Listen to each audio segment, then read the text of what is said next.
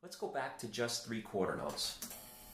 2, a 1, 2, 3, beat 1, beat 1 again. How about 1, 2, 3, 4, and then rest for bar. 1, 2, 3, 4, 1, 2, 3, 4, 1, 2, 3, 4, and then rest for 4 extra beats. 4, 1.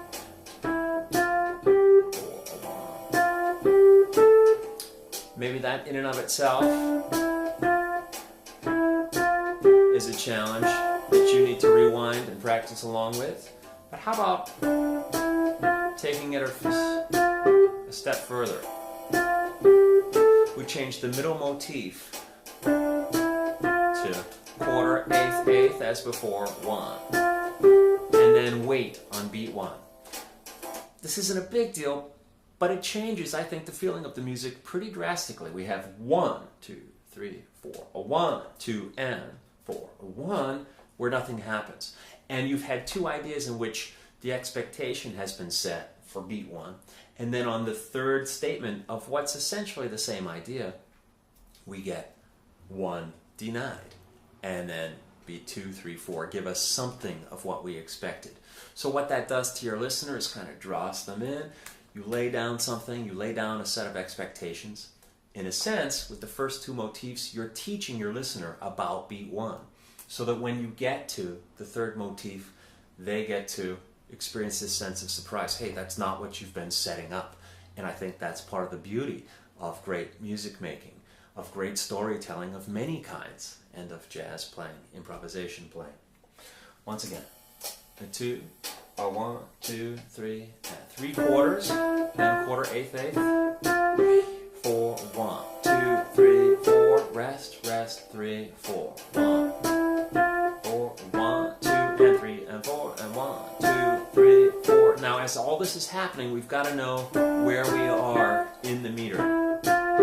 4, 1, 2, 3, 4. This is what's less common for a lot of students, that awareness of location. 1, 2, a couple more times. 1, 2, 3, 1, 2, and 3, and 4, and 1, 2, 3, 4, 1, 2, 3, 4.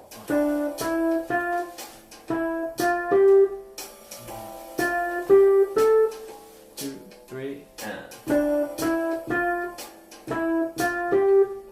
1, 2, 3, 4. Now, of course, this could go in many other directions, and I would encourage you to go to a play-along and try some other options. There are many obvious things. In terms of pitch, content, we could descend with the 3-note motifs. That's perhaps something for you to do on your own with a play-along. We could move this beat 2 placement around elsewhere. We could be on 1, 2, 3, 4, a 1, 2, 3, 4, 1, 2, and so forth. We could put our beat 2 displacement in the second motif. Now, if you've been improvising over 8 or 16 bars and giving lots of 1, and then suddenly you shift over to this same pitch simplicity or similar pitch simplicity, but displace what you've been teaching your listener about beat 1, it can be very powerful. To do it right off the bat here at the beginning, it's not teaching about beat 1 placement, if this was, assuming this was the beginning of your solo, but it's still a device and a valid musical statement. Let's try a couple where we go on 1, and then on 2, and then on 1, and then we'll rest in the 4th bar of the phrase. 2, 3, 4, 1, 2, 3, 4, 1, 2, 3, 4, 1, 2, 3. There's something there. 1, 2, 3, 4, 1, 2. Now, having bar 2 and bar 3 butt right up against each other in terms of pitch, it's okay. Perhaps it would feel good to let there be that breath in the second bar by having quarter, eighth, eighth. 1, 2, 3, 4, 1, 2, 3, and 4.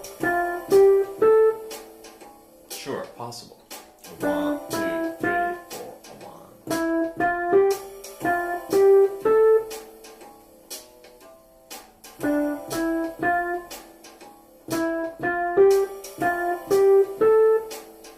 Does that make sense? So all of these things are possible in many other variations. We could have beat measure one entirely empty and use 3 motifs in the second, third, and fourth bars of this 4-bar phrase.